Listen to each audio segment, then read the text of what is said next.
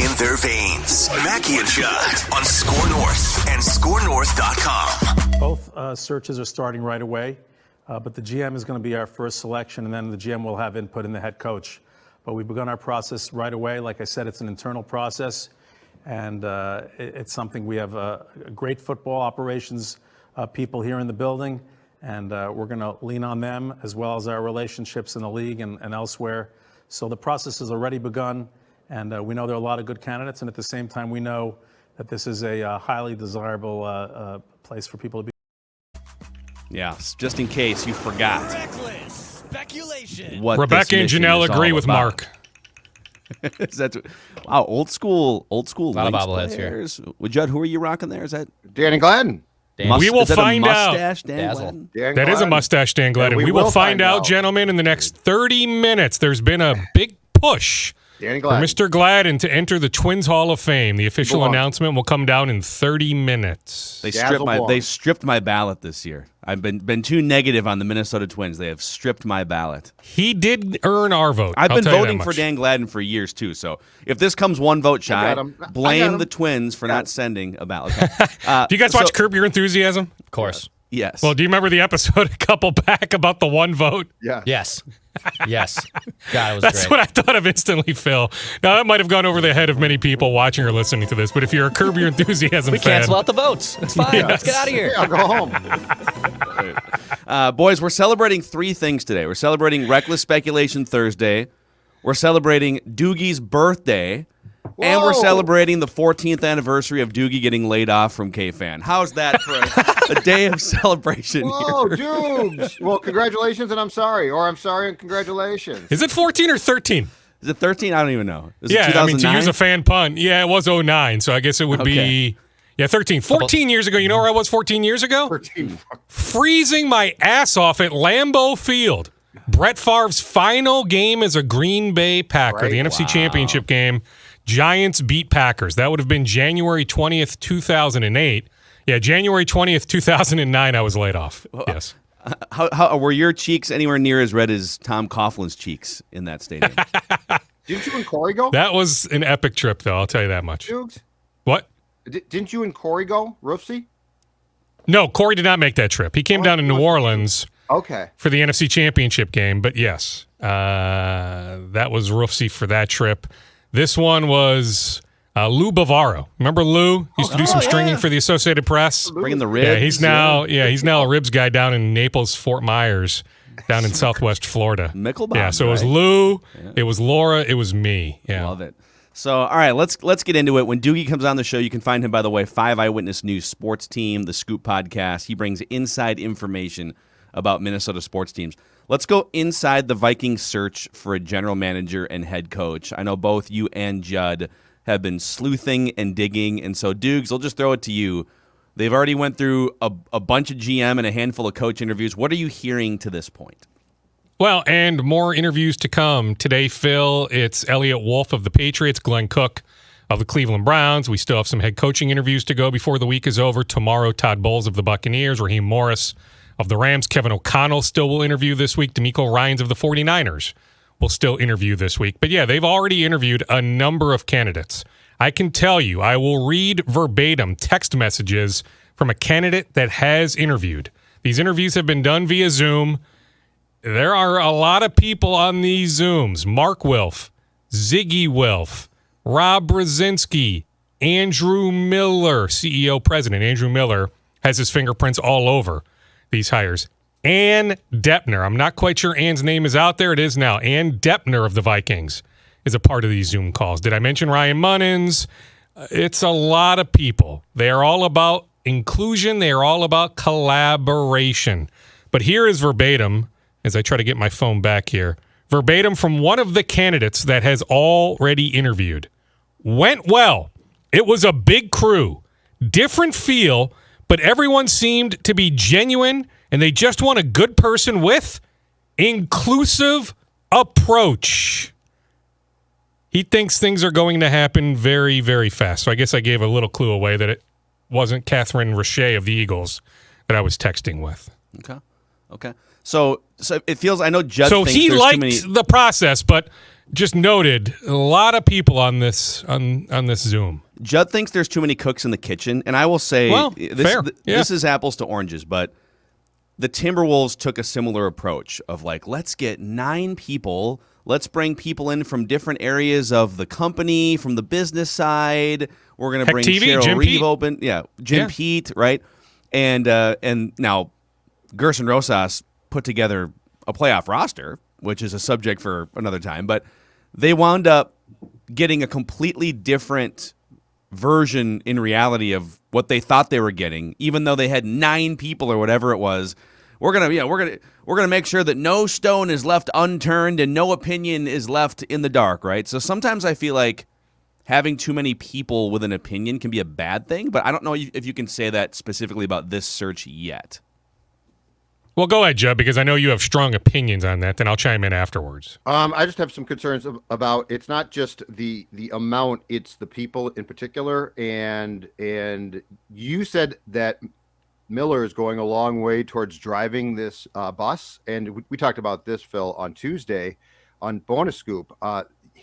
He's a business guy with a baseball background who I am told as recently as last summer, like continually referenced, well, what I did with the Blue Jays was, and I said, okay, dude, but no one's going to care. Like, that's baseball, which is a cute little sport. I love baseball, but it's not football. And so I don't think it's just the amount of people. I think it's the people themselves and what they bring. Like, Brzezinski's not a football guy, but he's been around it forever, and he's a super smart guy. And I think he's picked up a ton. And so, like, would I exclude him? Absolutely not. The Wolves have to be there because they obviously own this team. But it's not just the amount, it's the people and what they know. And again, I feel like with what Dukes is saying is they're probably going down a path of inclusion across the board because Mike, was not about inclusion. Rick was probably a little bit more, but I wouldn't say Mr. Inclusion there. And I'm concerned that what Phil said about the Wolves thing could be true here, which is if you're like business guy and you like, I really like this person, it's easy to fool you. Like, would you rather the Vikings, if you had 2 choices, the way the Vikings are going about it, which is different people, business, and this on the calls, or the way that the Bears are going about it, which is let's just bring in 79-year-old Bill Polian, and he's just going to run the entire search. I don't like that. I think the smart move would be to have people who understand football and people in that room. But who would those people be? Well, I mean, Bill Polian knows, right? I mean, I don't think that's necessarily a bad idea on the Bears' part. I just don't like the fact that he used to be really good. I'm not sure that he still is as good. Well, that's fine. I mean, and that's where Rob Brzezinski comes into play, where Rob's opinion should hold a ton of weight. It should, but Duke, you keep saying Miller has a ton of pull. That really concerns me. He's a I mean, everything I've heard is Miller big time influence. Yes. That concerns me because those guys tend to Bigfoot things and they think that they know. And I'm concerned with his background that he's not going to, and that's how you get fooled. Okay. What I want some clarity on. Okay, if you want to compare it to the Wolves search. Mm-hmm. Rosas took interview classes for years. He was so well prepared. He blew them away. Yes, it was, very calculated. I mean, he knew exactly what was coming his way, but he blew away the room. Let me remind you that Calvin Booth, Chauncey Billups, 2 other individuals who interviewed a few years ago, they had comparable things in their slide presentation. So they had used the same individual to help them prep for the Wolves interview. You might want to at least change the font. There were some red flags there. The color scheme on the and PowerPoint. Hey, it worked out, right? Chauncey's now a head coach. Calvin's number 2 in Denver. Heck, Calvin was here last weekend doing some scouting, some Gopher scouting. I think he made it to the Wolves-Warriors game as well. Calvin is going to be a Pobo at some point. It's a matter of when, not if. But yeah, there were some red flags. Rosas just blew the committee. Cheryl, Jim, the others in the room, Ethan, out of the water. With the Vikings, like, how do you differentiate? Like I told Judd on Tuesday, Phil, that I'm told Jamal Stevenson, for example, has a pre-existing relationship with Mensa of the Browns, that there is a friendship there. So how does he put that bias aside, or is Mensa his guy? Then let's say Ann Depner wants to go to bat for, Catherine in Philadelphia. But then you've got somebody who wants to go to bat for Brandon Brown. Aaron Wilson, a Houston-based reporter, used to cover the Ravens for the Baltimore Sun, used to cover the Texans for the Houston Chronicle.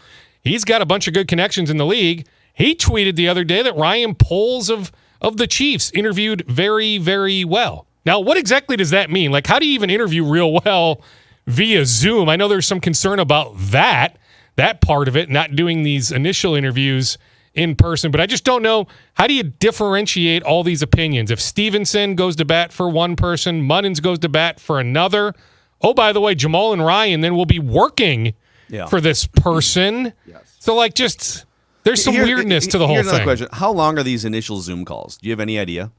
Multiple hours. I can't tell you if it's 3.5, 4, but we're talking over 2 hours. So, and that's okay. That's longer than like a 60-minute Zoom. But I want just think about too how. Yes, they have the upgraded Zoom. Whatever it so is. It doesn't they cut pay extra off money. after 45 minutes. Correct. Yes. We got 2 minutes left. Oh, I got to talk about the West Coast offense. But this is about you know what? Have a great day. It's expiring. Bye. 30 seconds left. What would you do with Kirk Cousins? Oh my God.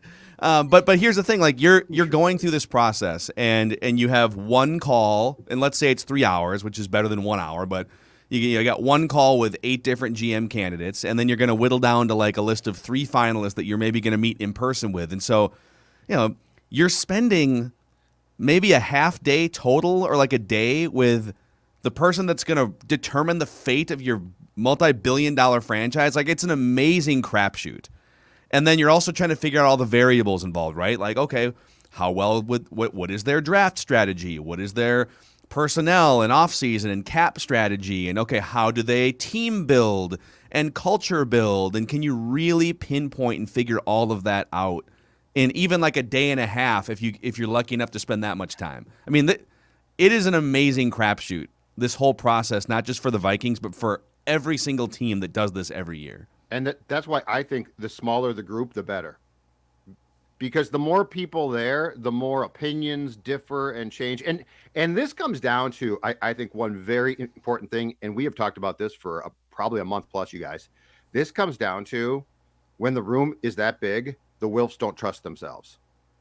And so, they're looking for, what'd you think? No, what did you think? What did you...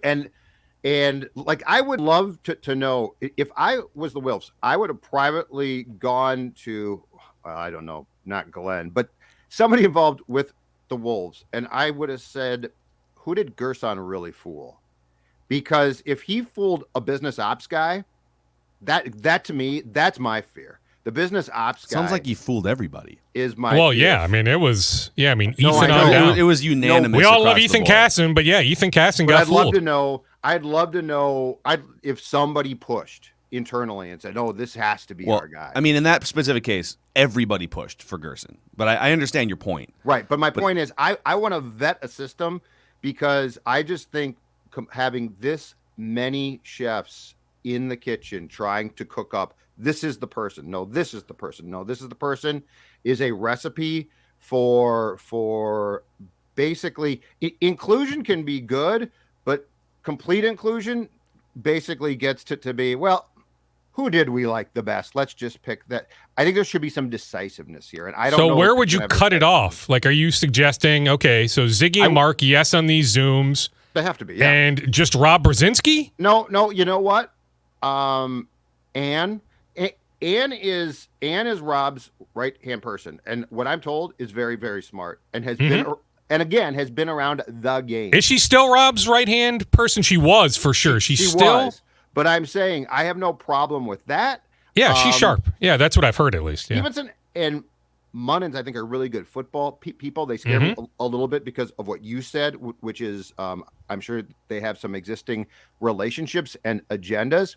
But when you start including business people in sports decisions of football ops, basketball ops, I get scared because I've seen it before. And I think it sounds like your angst is less about having multiple people, and it's more about one specific person. You keep bringing up Andrew Miller as the person. But I'm saying anybody from the outside world who's come in here and tried, and for all we know, this room could be expanded beyond the names that Dukes gave. Those are the people that concern me. Yeah, So I've checked. I mean, maybe there's one or two additional names, maybe one of the younger Wilfs. It's about those names. Like, I don't think it's like 8 more names. Does Lester Bagley belong in that room? And I like the guy a lot. So he's got the ear of the Wilfs. I don't know, but my point is, he may be. Yeah, I don't know. But the answer is no. Okay, let's get back to candidates here, because I think I don't honestly I think we get Judd's opinion. I think we've exhausted this. What else are you guys hearing about the actual candidates themselves? Has anyone done well? Is there anyone that looks like they're headed to a different organization, just from a GM perspective? Well, yeah, but Phil, how do you define did well, especially over Zoom? Like, I read verbatim. I want to know if Andrew Miller feels like it went well. You did well. But what exactly does that mean? Like, I think there's some subjectivity to that. Judd and I hear, Phil, that they're going to whittle down this list in the next 48 hours or so, then bring 2 or 3 candidates to town. I will continue to say I will be very, very surprised if the GM and the head coach are both Caucasian. Okay. I will be very, very surprised. Very, very. And the problem with okay, I can see that, but not both. The problem too with did a person do well on Zoom is I've heard about 3 people did great. I'm yet to hear this person stunk. I don't think. Yeah, but teams don't leak that to. So no, but my point is like, okay, so we get who did well, but like who didn't, who you want to know who now. You want to know who bombed their interview. I want to know. Well, yes, because that means that they're out. So like, I would like to know. Like, did well is just, to me, it doesn't say much. It's just like, okay. Well, they get to advance to the in-person stage over the weekend. But what about 3? I think. Okay, what about head coaches here? So we've Doogie, we had a big conversation yesterday about Raheem Morris, and I think just gathering a lot of. There's the initial perception from a lot of people. Oh, he kind of train wrecked as a head coach 12 years ago in Tampa, but a few things with that roster winning 10 games. Exactly, they won 10 games the second season. That was a 3-year period that the Glazer family was stripping down payroll. They literally spent like $60 million less than the top teams in the league a couple of those seasons. They were operating at the floor of the salary cap. And also, Raheem Morris has had 10-plus years to learn, to adapt. Jalen Ramsey was on Twitter a couple days ago saying this is the best coach I've ever played for. He's a defensive guy that spent 5 years as the pass game coordinator for a Falcons team that went to the Super Bowl. And so he came on late. He's the 8th name on a list here for the Vikings, but we dove deep, and we're all sort of intrigued by him. What are you hearing about him, other head coaching candidates? What else can you tell us? He's super intriguing, right? He checks so many boxes. How about his time in Washington on a staff with Mike Shanahan, Kyle Shanahan, Sean McVay, Matt LaFleur. Yeah. Like being in the same room for many, many meetings with LaFleur, Shanahan, McVay, now working with and for McVay. A very high-end defense, but with that experience on the offensive side of the ball. We've seen many. I guess Bill Belichick would be the ultimate example, right? Of you learn so much from that first time being a head coach. You can sell me on this team needs somebody who's done it before. That there are so many question marks. You just don't know if you're getting the next LaFleur or McVay, or are you getting the next Matt Nagy, or you name another coordinator that has gone belly up. You just don't know because they've never done it. Just like these GM candidates, we don't know. It is a crapshoot because they've never done it. It's an enormous step up. So you absolutely can sell me on Raheem Morris. It's interesting how his name emerged after that great performance by the Rams on Monday. Then it was Tuesday at about 11:30 a.m., right as Judd and I were wrapping up our conversation, that Peter Schrager of NFL Network threw his name out there. He interviews tomorrow, but at this point, yeah, I think he's a very viable candidate. I'm very impressed with his background. I said on TV, Phil, on Sunday, that Kellen Moore is very intriguing, that I've heard a lot of good things about him. I know you're not on that bandwagon after that performance on Sunday, but I just don't want to put a ton of emphasis on one particular game. And I do like the idea that he's called plays before. Kevin O'Connell hasn't called plays. But then the comeback to that, Phil, is, guess what? Frank Reich, who I like a lot in Indianapolis. Maybe it's because of Hard Knocks, whatever, but I really like Frank Reich. He didn't call plays before elevating to head coach in Indianapolis. Doug Peterson, before elevating to head coach in Philadelphia, did not call plays. So like anything I throw out, you can throw an example right back in my face, right? Who cares if Kevin O'Connell hasn't called plays? If he blows you away, if there's enough there to like, you vet him enough, hey, hire Kevin O'Connell as this next head coach of the Vikings. But I'm just telling you, I like the idea of somebody who has called plays or somebody that has done it before, like a Raheem Morris. And that intrigues me because the one thing is, aside from McVay probably, when we talk about these guys that come in and have success, a lot of them have quarterbacks who are really good, if not great. LaFleur does for sure. And he might be a great coach. We just don't know. But he has taken Green Bay. I think it's safe to say, Judd, he has taken the Packers to another level, right? But have they gone 13 wins the last 3 years, something they hadn't done previously? But Duke, your point about Morris, I think, is a great one, which is he has previous experience. He's still young. He clearly is very involved and has been on both sides of the ball. Like that intrigues me because there's a certain credibility that he would bring from day one, where I don't think there would be the questions there of, okay, this guy was great with McVay as his OC, but he really didn't call plays and we don't know. I'm not saying that Raheem Morris would be a slam dunk, but I am saying he would bring, I think, a certain cachet to that job that intrigues me. And I like the fact he's young, can relate to players. And the last thing, guys, from my perspective, is if Mike Tomlin gives you a ringing endorsement and he does not have to, I really like that. Mike Tomlin's a good coach. Mike Tomlin reads people really well. I mean, he's full of BS and cliches, but there's certain things in Raheem's background that I think would be valuable from the first day of training camp that would be question marks, to Doogie's point, with candidates who don't have previous head coaching experience. Have either of you done background work on the GM candidates to the point of who's got a direct connection to Raheem Morris? What do you mean? Like the other candidates, or what do you mean? Well, I mean, let's just go with the hypothetical that Mensa of the Browns lands the GM job. Does he have a connection, some sort of direct connection? Now, a lot of these guys have indirect connections, right? Maybe it's just, as simple as, having the same agent, something like that they run sort of in the same circle. Mm-hmm. But I'm wondering if there are any direct connections, the 8 GM candidates, to Raheem Morris. Yeah, I think I need to do some research on that. Spytech came along in Tampa after Raheem Morris. Yeah, because he was in Denver. I believe he might have been in Philadelphia as well. Yeah, and I'd have to go and cross-reference the Philadelphia candidates. I don't believe off the top of my head that the GM list intersects with the resume of Raheem, but I could be wrong. We should do some digging on that. Yeah, because I think it's a reminder. I do think the GM is going to have some sort of influence. I'm trying to quantify.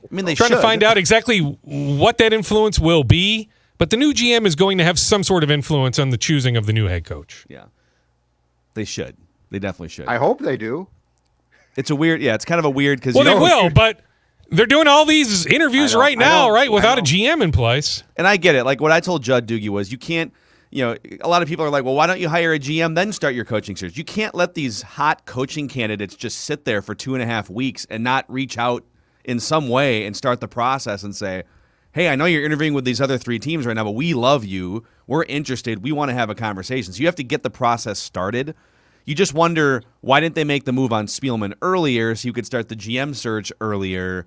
And, maybe at some point we'll get more of a feel for Well, that goes back to Black Monday, Monday the 10th, where Rick Spielman walks into the room at 7:30 over in Eagan thinking he's being told by the Wilfs that they want to fire Mike Zimmer, that he didn't think he was going to get fired. Start to a joke. Hey, we're going to fire Zim now, or are we going to make him sweat for an hour?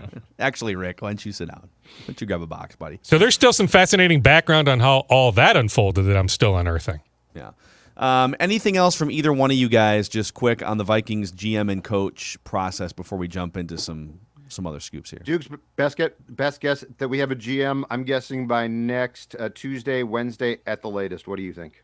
Yeah, I think sometime in the next 6 to 7 days, certainly by the time we talk next Thursday, or at least I would bet by the time we talk next Thursday, at least some news of a hire being leaked. Maybe there isn't an official, in-person news conference or Zoom news conference by next Thursday, the 27th. But yes, I think this thing is about to ramp up big time after these 2 interviews today, Cook and Wolf.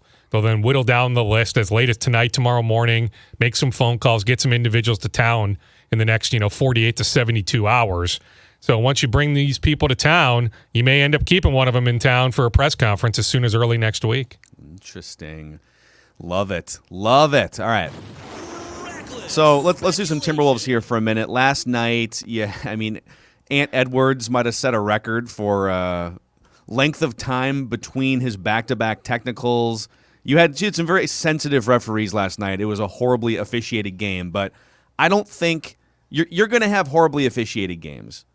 I don't think that's a license for you to just implode and get outscored by 25 points in a quarter and disappear in the second half. Like, I get that Cat doesn't get called, other stars do, and Ant doesn't, and that's frustrating, but I think some of that is a self-fulfilling prophecy with how much those guys complain. I guess what I'm saying, Doogie, is I don't love how the Wolves still sometimes, not as often as before, do this with officials, where it's a snowball rolling down the hill, and they're unable to disengage and just go and play the game. What a weird game last night, right? I mean, that game last night had schedule loss written all over it, right? That Atlanta plays in Atlanta on Monday, doesn't play Tuesday, then plays at home on Wednesday. The Wolves play in New York on that stage, the biggest stage possible. The way they won on Tuesday night, get into Atlanta 3 a.m. Like, that had schedule loss written all over it. Then the Wolves, after the first quarter, they own the first quarter. Like, nobody can beat the Wolves in the first quarter. They end up winning the first quarter by 16 points. They are up 42 to 26. Then it snowballed after that. The snowball began really in the second quarter, where it turned into a lot of hero ball. Trae Young made some ridiculous shots. But yeah, on the officiating, hey, the Wolves caught some breaks. If you read the last 2-minute report, which a lot of people scoff at, right? Because it's not like we get the first 46 minutes report. We only get the final 2-minute report when it's a close game. But Tuesday night at the Garden, the Wolves benefited greatly. The Cat and one, the definitive basket of the game.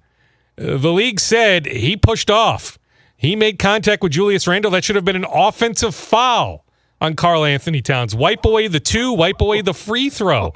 There was a ball that went off R.J. Barrett's arm. It was Wolves' ball, but D'Angelo Russell made contact with Barrett. But the official did not call the foul on Russell. They said ball off Barrett, Wolves' ball. There was one other play that went in the Wolves' favor in the final 2 minutes Tuesday night. So the officials favored the Wolves on Tuesday. Did they favor the Wolves last night in Atlanta? No, the officiating's been a train wreck for a while, Phil. I was at Sunday's game against the Warriors. I thought there were some issues on Sunday. There's been a lot of issues. There's been some G League officials called up because of COVID. Officiating is at an all-time low, at least in my opinion, or at least going back many, many years. I can't remember officiating being this bad. But Ant, he absolutely deserved one technical for those antics, but to tee him up back-to-back? Yeah. There's a bunch of people paying a lot of money in his hometown. Yeah. That didn't make sense. But hey, Jimmy Butler got tossed last night for the Heat. Comparable situation. The ref went, boom, boom, Jimmy, you're gone. I'm watching Nuggets Clippers last night. Nikola Jokic could have been same situation, boom, boom, but that ref just happened to give Nikola 1 T, not 2. But typically, you don't get 2 technicals. And at that point, it was a 2-point game. Yeah, the Wolves were self-destructing long before that time, but when Ant got kicked out, the game was still very much up in the air. It was a 2-point game. Then Karl Anthony Towns, what are you doing? You already have, I have a hard time believing. It's not like I correspond with many officials, but let's call a spade a spade. Let's be frank. Karl Anthony Towns has a horrible reputation with officials. Yes. And so that's it's going to continue. Are there times where he gets hacked, where he doesn't get calls? 100%. But he's got to control himself. He does. We're 7 years into this thing with Cat. Stop it. You're not fouled on every single possession. And by the way, on the Ant play, like if you're going to call a foul on that Hawks defender for that, you're going to be calling fouls almost every possession. Yeah, was there minimal contact? Yes, but like I went back, I was in the TV newsroom last night. I went back, Zapruder film and went kind of frame by frame. It was such minimal contact. Like that was an okay no call. So like Ant's got to control himself. Like you're not going to get every call, but does Ant drive to the hoop? I want him to drive to the hoop more, cut to the hoop more, but when he drives to the hoop, are there times where he's not getting the whistle? Yes, absolutely. But the Wolves have to control themselves more. It's really late, but how does the cat thing, what should the steps be in trying to fix this? Because I read now where the Wolves have actually gone to the league and like actively complained about how Cat is treated, which I got to think is another strike against Cat. But they've done that for a while. I mean, they did it under Ryan. That's not new under Finch. Just deal with it. Here's what I don't like. I think Cat, especially once Pat Bev got hurt and was declared out for the rest of that game, I think Cat's actions are seen by a guy like Ant, and it makes it worse because then Ant's like, yeah, I'm getting screwed too. We're all getting screwed. And so I just wonder if there's a way to sort of not fix this so that he gets calls. I don't even care about that. But like Phil said, to deal with it or to have it be because when Pat Bev does not play, I think more guys look to Cat. And then when the guys look to Cat and Cat's like, it's constant too. The waving of the arms, the, what? I can't believe I didn't get that. The standing below the basket as the transitions and process for the opponent because he can't believe that he didn't get a call. Like, how do we get to a point where that gets fixed? Because I really think that is a problem here. Well, let me throw something into here too. So that end of the third quarter sequence where Cat gets teed up and then they go back and review it and they call him for a flagrant and they wipe the basket off the board. He 100% kicked his leg up on purpose. Now, whether you could, he's saying it was a Dirk Nowitzki move, like Dirk's done that for, Dirk did it for 20 years. You're doing it to create space. Not there. I watched that play, and I love the Timberwolves. I love Cat, but like whether it's him over exaggerating contact, like there's times where like 3-4 times a game where Jalen Noel or D'Angelo Russell will throw a bounce pass into the post, and the defender will come in and like, all right, I'm going to put my forearm into your back. Cat is 7 feet tall, 240 pounds or whatever he is. And he acts like he's, 50 pounds lighter when he over-exaggerates contact all the time. Yeah. And officials see that. And then on the offensive side, it's like when he kicks his leg out, it's like, dude, you know what you're doing. You know what you're doing. You're kicking your leg out on purpose, whether it's, again, to create some space, okay, but just know that when you kick your leg out like that in that area for the defender, by the way, kicked him right in the grapefruits, and then you complain and throw your arms up like, whoa, what am I supposed to do? It's like, dude, stay in a zone and just play the game. That's the solution, Judd. It was a very dirty play. You're right, Phil. Very dirty play. I'll tell you this much though. I don't think they do anything if he doesn't taunt. So not only, and did Dirk do something like that on occasion? Sure. Like to that extreme though, no. Cat took it a step further than pretty much Dirk, 99.9% of the time ever did. But like, why are you then taunting? Why are you then, as the defender is on the ground, stepping over him, looking down at him, taunting? That guy like if that T isn't called there, the review may never have even taken place. Yeah, he may have actually gotten away with the kick if not for the taunting that resulted in the T. And like, I don't know if it's going to change. Like we're sitting here saying he has to control himself, this, that. Like, no, I mean, this is who he is. Yeah. 7 years in, like, is he really going to change drastically in the next handful of years? Hard for me to see that. And that's why you got to have the Beverleys, and like when Beverley's gone, it's and Pat Bev's over there. He limps across the half court line during that timeout where they were reviewing, and he goes. I'm surprised he didn't get teed up, and he goes into the official's ear and starts like yelling something into his. Well, ear. Yeah, I mean he's been teed up before from the bench, so that wouldn't be a new phenomenon. He tries to calm things though. He tries to. I love him. He actually tries to tone things down because he knows that Cat's killing his team. Yeah, and D'Lo said the same thing after the game. D'Lo said, we love Cat's passion, but like at some point you got to draw a line and know that it's affecting the team negatively. So I love Bev, but last night is the conundrum the Wolves face when deciding what to do when it comes to his future. Unrestricted free agent. this summer. There certainly is mutual interest in retaining him. Bev, his camp has driven the bus more so on extension talks. A reminder, the Wolves, if they wanted to, they could extend Patrick Beverley today. Yeah. The rules would allow them to extend Patrick Beverley today. They don't have to wait until the offseason. But, how do you work that contract? By the way, on the ankle, it's another short-term situation. This is not a long-term injury, but, does he play Sunday? Probably. He should be okay for Sunday's game against the Nets. But, that's where he's at in his 30s now. You just don't know. There are medical questions there, durability, legit durability questions. And so that's why, to me, I'll continue to say it's hard for me to fully guarantee a contract for Beverley 2 years out. For the 22-23 season, absolutely. Somewhere in the neighborhood of 8, 9, 10 million. Mid-level exception, kind of that neighborhood. But that 23-24 contract, that would have to be, if I'm Sachin Gupta, a partial guarantee. I cannot fully guarantee 23-24. Now, if he avoids catastrophic injury, or some sort of sizable injury, in all likelihood, he would earn that full guarantee for 23-24. But I just couldn't, on the surface, guarantee him a contract for 23-24. All right, before we say goodbye here to Birthday Boy and Scoop Boy Dukes, I'm going to bring this episode full circle, and I will give you a rapid-fire scoop. Ron Gardenhire, Dan Gladden, and Cesar Tovar elected to the Minnesota Twins Hall of Fame. Tovar got our vote. The one guy I feel bad for, I think he's undervalued, is Corey Koski. Koski will always have my vote, so I feel bad for Corey Koski. But, Tovar should have been in a long time ago. And, Gardy, I have no problem with that either. Yeah, Gardy, some division championships and long-time coach. I think longevity gets battled his tail off to get there too. That's what he I did. Yeah. He battled his tail off. He really did. And being just a good dude counts. Gardy's one of my guys. Very pleased now. Tovar is in. Patrick Royce is very happy. That's a throwback, man. Cesar Tovar. Was Cesar Tovar? Did he once play all 9 positions in one game? Yes, he did. Yeah. Late 60s. Yes, he did. All right, there it is. Reckless Speculation Thursday here with Doogie. Reckless speculation. Good stuff, man. All right, we'll talk to you next Happy week. Happy birthday, Dukes. Thank you, gentlemen. That much closer to senior citizen discounts. 40 what? Gophers, Rutgers, 42.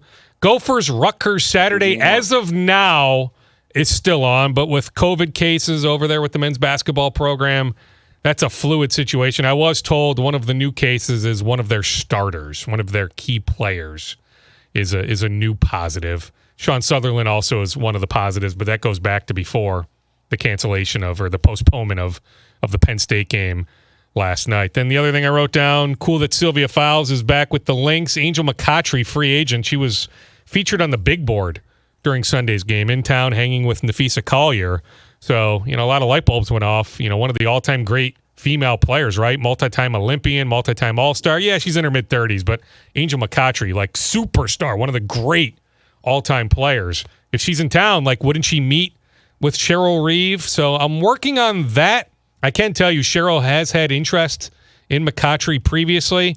What I need to find out is I figure that the Fowles contract is a 1-year contract. That's going to eat up a good portion of the salary cap. So I just don't know if they'll have enough wiggle room to sign Angel McCoughtry. So there's some cap gymnastics that would have to take place. But I can tell you, at least in the past, Cheryl Reeve has had interest in Angel McCoughtry. Nice. Also, just great to see Doogie back on his feet 13 years after a dark 13, day 14 past, huh? Yeah. All right, bye, Dukes. 42. All right. Bye, Darren. See you, boys. Yeah, All right, absolutely. That's, See ya. Darren Doogie Wolfson here. Speculation. All right, boys.